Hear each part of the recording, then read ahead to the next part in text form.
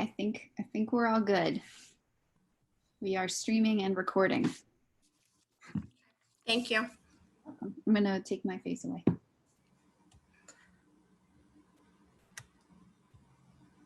Okay, welcome. Hi, everyone. Thank you for joining us. I'm Gina Morano, one of the student support coordinators in the Center for Student Success. I'm joined by Miss Maddie Anthus, who will be answering any questions you may have in the chat box. Both of us work for the Center for Student Success. The Center for Student Success assists students during their college career in academic advising and academic coaching, where we can focus assisting students with study strategies, test anxiety, and time management. Today's workshop is the first in our series, and I'll be providing you with steps to a successful semester and learning in this virtual environment. Miss Maddie Anthus put the sign-in sheet in the chat box, so if you can take a minute and just sign in, we would really appreciate it. You are welcome to take notes for yourself as I go through the presentation and ask questions via the chat box anytime. Just so you know, this presentation is being recorded. So my first question I'd like to poll all of you and ask, what year are you? So a poll should pop up on the screen in a moment, and I'm asking if you're a first-year student or an upperclassman. So please take a second and fill that out. This just gives me a sense of who the audience is today.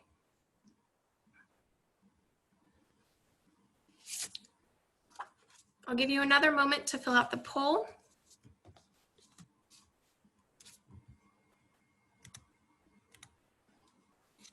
Okay, and then in a second, the results should pop right up on that screen. Okay, so wow, so most of you are first-year students, and we have a few upperclassmen. So first-year students, you might be adjusting to changes from high school to college. The amount of coursework and adjusting to the class content might be a little bit more difficult. You might still be adjusting to the handful of hours that you're in class, whereas opposed to being all day in high school. Upperclassmen are familiar with the coursework, but a new semester can come with its own challenges, and so can this virtual learning. So hopefully today during this presentation, you'll have some tips to help you with putting your best foot forward. The next question I want to ask, and we're going to poll you, is how are you feeling as you enter this fall semester? So a second poll should pop up in a second, and I'm going to ask you if you're excited or nervous, anxious, confused, or feeling very prepared, or you can put none of these. You can choose one or multiple options. So take a moment to fill those out and then hit enter.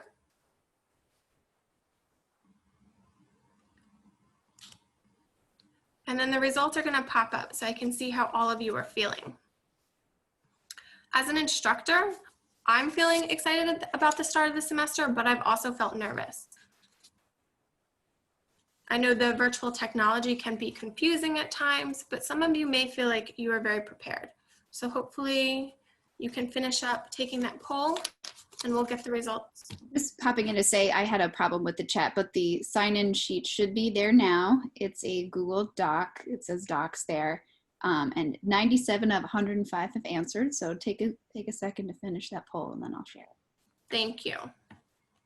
I can't see if you're doing the poll, so.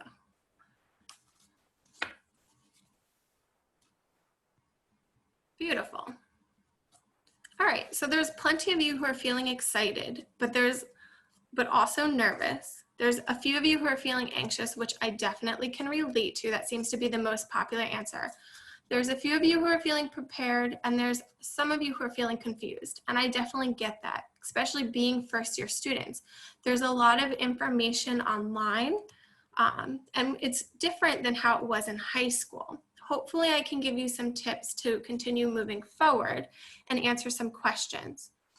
If you need additional information, the Center for Student Success team, myself, Mrs. Thorpe, and Ms. Anthus, who are in the chat boxes, are here for you. and you can make individual appointments with us. So step 1 to having a successful semester is you want to evaluate your academic habits and past performances. Reflect and really think about what went well and why. Did you have some awesome study techniques that you were using? Did you really keep up with tutoring? Whatever was working for you, think about what you were doing to get there. But you also want to think about what didn't go so well, maybe in your high school career or past semesters in college. What happened? Were you cramming before a test? Did you not have any study strategies? Could your time management skills use some work? Or did you have some sort of personal challenges that contributed to when things didn't go well? Maybe right now you're having technical difficulties or not a reliable internet source. That can definitely add on to stress and make it so that you're not doing as well as you potentially could. You have to think about what worked and what didn't, and what, if anything, you can change that is in with your control. Step 2, set your goals and objectives. A goal is something that you desire and hope to achieve, and there's different types. There's personal, that maybe you want to someday travel to a certain location or or complete something like run a full marathon. An academic goal will be related to school. Maybe you would like to earn an A in chemistry this semester. Short-term goals are going to happen in the near future, maybe a semester, maybe a year, and the long-term goals are far more reaching and take longer to achieve. But they could be something like graduating from the College of New Jersey with the GPA of a 3.5 or higher. They're not impossible, they just take longer to achieve. Goals hold us accountable and help us believe in ourselves. Put your goals down on paper. Writing them out provides focus, clarity, and direction. Reviewing your goals. Make sure that they're measurable, specific, attainable. Each goal can have a list of objectives or tasks so that you're getting to your goal. So if that goal was to earn an A in chemistry, the objectives to get there would be to attend class, every single class, attend weekly tutoring sessions, and meet with a professor during office hours. You can hold yourself accountable, and you can ask others to do the same. Maybe you and a friend in that chemistry class can check in with each other, making sure you're keeping up or ahead with studying. Again, if you have any questions, you can put them in the chat box about any of the things that I've mentioned so far. Don't hesitate to ask. Step 3, manage your time and stay organized. Use a planner or a calendar to map out your semesters. I definitely suggest this for first-year students. You may not have had as much work to keep track of in high school, but you're going to have more work in college. Make note of all your assignments, your exams, tests, quizzes, everything you can from your syllabi, and put it in that planner or that calendar. Definitely look weeks and months ahead in the semester, not just at what's coming in the next class. Use the same calendar for your academic and social needs. You want to see how they intersect. You don't want to overbook yourself, and you want to notice if you have multiple assignments due at the same time. In this virtual environment, it's a good time to use virtual reminders as well. So walking from class to class on campus, maybe you would have preferred a paper planner, a calendar, which is great and you can still use. I encourage you to use one. But you can also use some things that are virtual now. I love the virtual sticky notes that I can keep on my desktop as my to-do list. And there's a lot of other resources to help you as well. You can use your Google Calendar, a time management grid, or an Excel sheet to plot out all of your courses, as well as all your other commitments. You are all very busy students. You have a lot of work and responsibilities in front of you. Once you plot out all your courses, you can also plot your study time. I always suggest plotting for certain classes. So if you have chemistry, also plot time to study just for chemistry. If you also have calculus, plot time to study for calculus. Treat study time as equally important commitment as class, and you can spread out your study hours. Make short breaks to avoid burnout, and begin early in the semester to avoid last-minute all-night cramming sessions. Make time to review as well as the new material. So like I was saying, if you have an hour and a half or 2 hours for the chemistry to study for, you can break it down into smaller components. And the first half hour could be studying the class notes. The second half hour could be reading the new material. And then the last hour can be taking a practice quiz. But you want to map that out. This slide is an example of a time management grid, and you can put all of your responsibilities in there. If you take a second and think about all the things that you have to do, class, studying, tutoring, virtual clubs or social meetings, maybe you work or work out. If you list everything and you do it specifically, so maybe instead of just writing class, you write all the classes that you have and map them out, you can keep a structure. If you don't have a structure or a routine, it's going to be easy for you to procrastinate, lose track, and feel like you don't have enough time. So this example of a grid with the sleep on there, with all the classes on there, studying blocks, time for work, tutoring, meetings, all of these are planned so this person can go through their every day and every week knowing what they're supposed to be doing. We all have the same amount of time in a day, so if you map out the schedule, it can really help. And before virtual learning, we may have all had synchronous classes where you met at the same time. Now you may have a synchronous class where you complete on your own schedule within a certain time frame. So you definitely want to make sure that you're putting in your asynchronous classes in there as well. And I want you to put relaxing time in there. You need to recharge your batteries. And I acknowledge that a bed is a very comfortable place, but your brain is already conditioned to sleep there. So it could be hard to focus if you're using your bed as the same space to rest, sleep, and study. You just want to be mindful. You also want to make to-do lists and prioritize your tasks. You can break down large assignments into small, manageable ones. Assignments done over more time can mean less stress for you. Consider the 10-minute rule of productivity if you're having trouble getting started. Maybe you're procrastinating. If you set your phone alarm for 10 minutes and start something, you can probably get a decent amount of that work done or read a page or two in a textbook. When your alarm goes off, if your mind is in it, you can continue going and set the alarm for 10 more minutes. If you're not into it, at least when you come back to it, you've already started and you know what you're getting yourself into. This might make it easier when you see that you have to read 50 or 75 pages in one particular class if you just start with 10 minutes. Also avoid the nap trap, especially during the day. A nap should only be 20 or 30 minutes. Anything longer is sleep, and you may have to adjust your schedule. Make a plan before the weekend begins for what you need to accomplish and when it needs to get done. If you know you have 3 things to do but don't plot out the exact time to do it, you may be likely to skip over it or procrastinate. If you have any questions, definitely put them in the chat box. Step 4, position yourself to succeed. Go to class, even virtually. Go to every single class. Perfect attendance should be listed as your first objective to meet your academic goals. Be prepared with that class. Make sure you have everything before it starts. You don't want to be looking for your textbook or your binder or a PowerPoint slide when the instructor is already talking. When we come back to campus, sit as close to the front of the class as possible to help you pay attention. It limits distractions.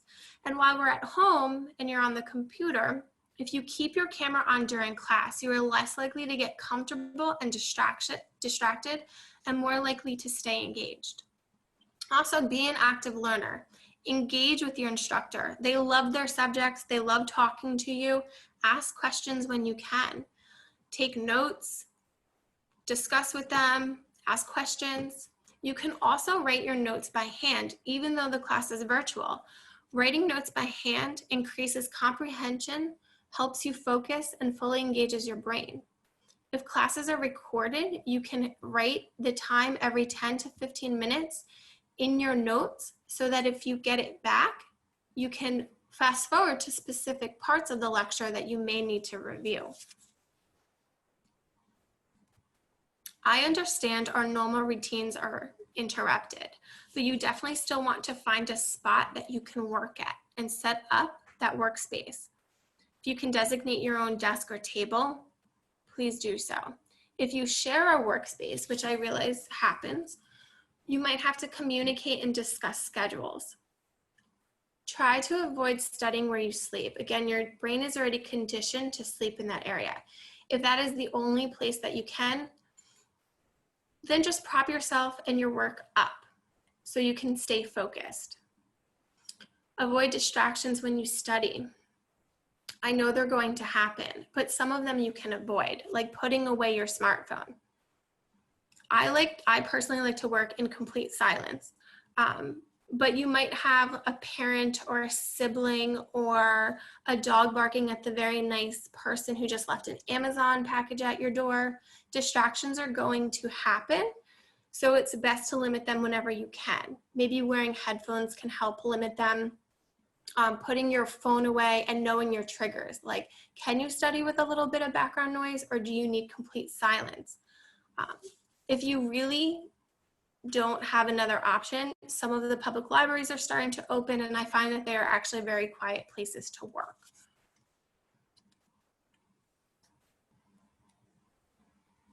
Okay. Consider study partners and study groups to gain a variety of perspectives. You can still study via Zoom meetings with your friends or peers if possible, and you want to stay organized. Purposefully organize your emails, create online folders for each course. Finals prep is an ongoing semester-long process. Don't just start it the week or two beforehand. My last little tidbit before I move on is studies show that the presence of a phone nearby, even when ignored, reduces a person's intellectual thought, and it takes mental effort to resist your phone. So the more distant it is, the better shape you're going to be in and perform.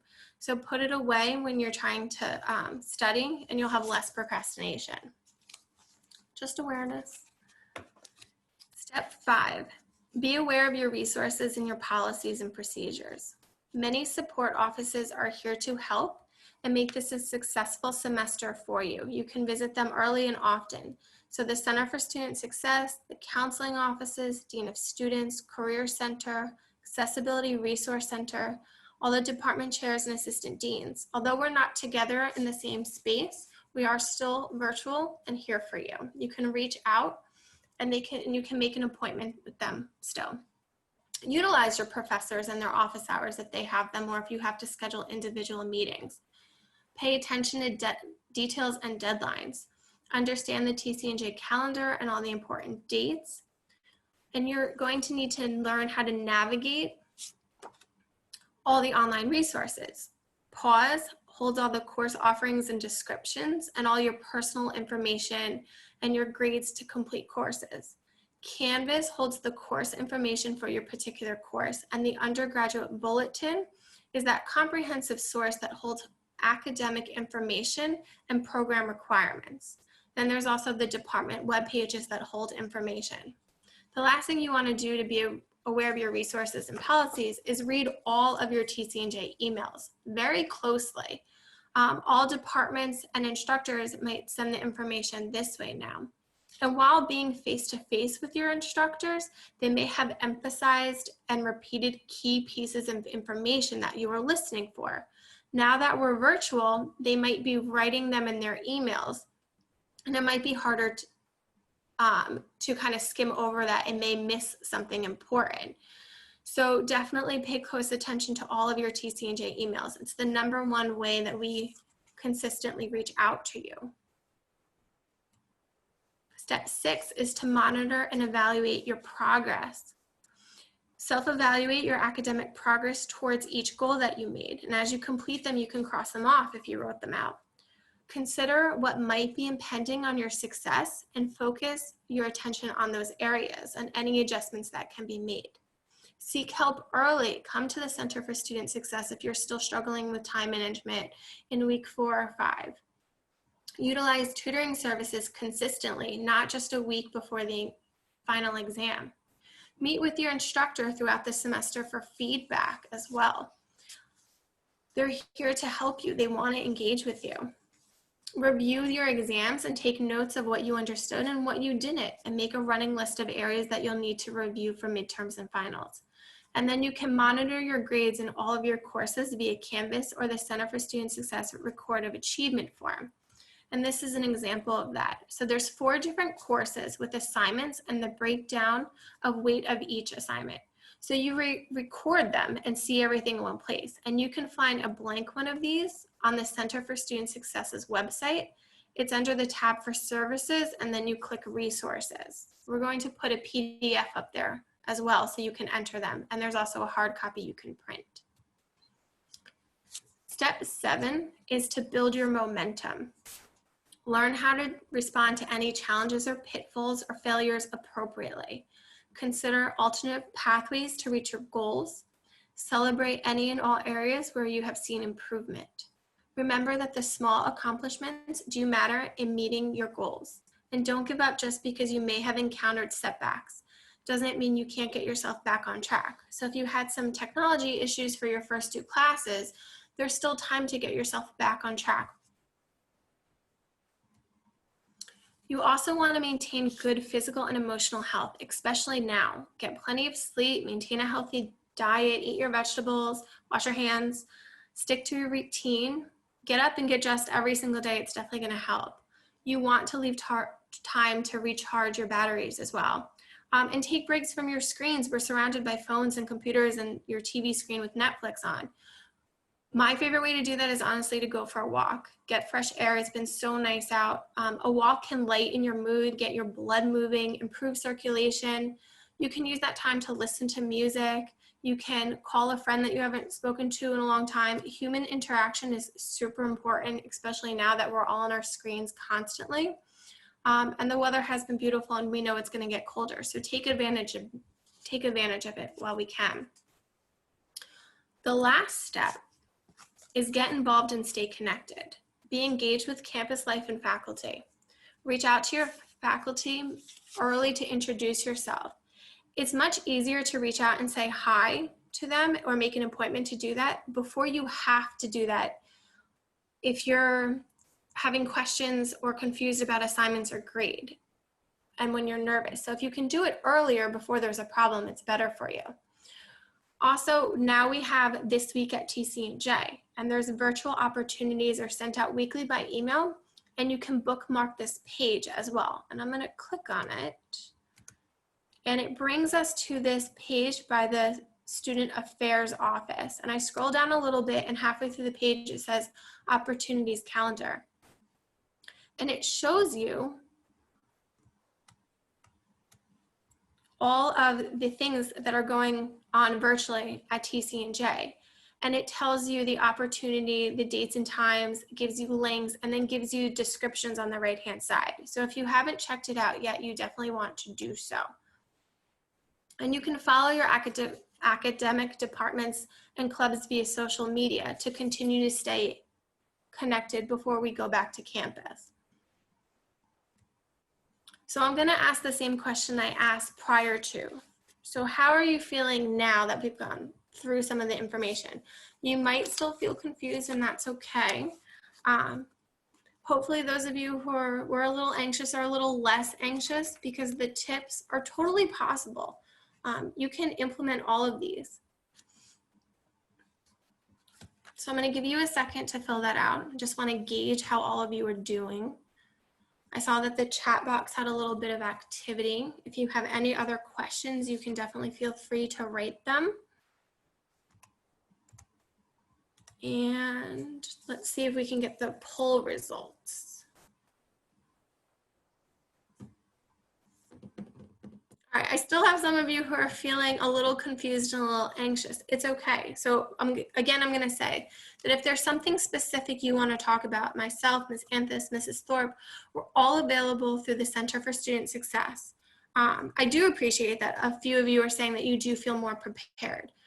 It might take a little bit getting used to this virtual assignments. Honestly, your instructors are also feeling that as well. I teach this morning. It took me, 5 minutes to figure out the break rooms via Zoom. So we're all learning through it together. I definitely would like to be on campus with all of you, hopefully next semester, but we'll see. So again, if you need anything, the Center for Student Success is here to help you. If you did not sign in, please do so. We're going to put that form back in the chat box. And then there's also a feedback form that will pop up via that chat box as well. And you can let us know basically how I did, and gives us tips for information the next time we do this. And we have 2 more presentations coming up. We have a time management and digital environment workshop that's going to be September 23rd. One of my colleagues will be presenting that from 2 to 2:45. And then there's procrastination mental health in October at 11 a.m. if you are free for any of those and are interested in those topics as well. If you have any questions, the email address for the Center for Student Success is right on that screen. You can take a picture of it or put it in your emails and let us know if you have any questions. Gina, could you just review step 1 again? There was a question in the chat about that. Of course, I'm happy to.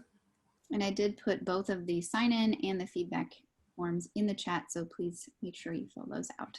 Sure. So step 1, you want to think about what you've done well in the past. So if you're a first semester student, you want to think about what worked in high school.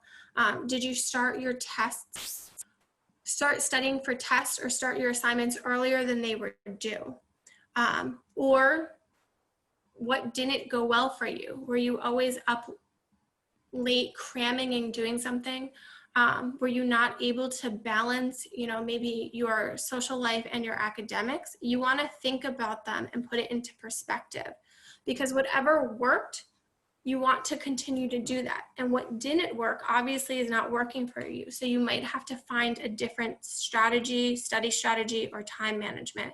And if you had personal challenges, sometimes they can be adjusted and sometimes they can't be. Again, if you want to talk individually, you can always make an appointment. My link for information and email address is on the Center for Student Success's website. Were there any other questions that I could go over? Yeah, if there are any other questions, please put them in the chat. Happy to answer them. I did put a link for if anyone wants to meet with a CSS advisor to talk about any of these more specific to your needs. Please fill out that form. It will connect you with an appropriate advisor. Thank you so much for doing the chat box, Maddie. Oh, you're welcome. Our information is on the CSS website, so if you are not wanting to put your question in the chat, you can feel free to reach out to us after this as well. Maddie, yes, are the fillable PDFs for the time grid and the record of achievement going up? I sent them in the chat. There is a fillable PDF for the time management grid that's already on our website, and I sent that in the chat. The record of achievement is going to be loaded shortly. Thank you. You're welcome. Here, I will send everyone our, the website has a lot of useful information and forms that I can send everybody. And it's found on our resources page here. Well, I think we're all good to go. If you have further questions or any specific feedback, please feel free to put it in that feedback form too. Thank you so much. Yep. Have a great afternoon, everyone.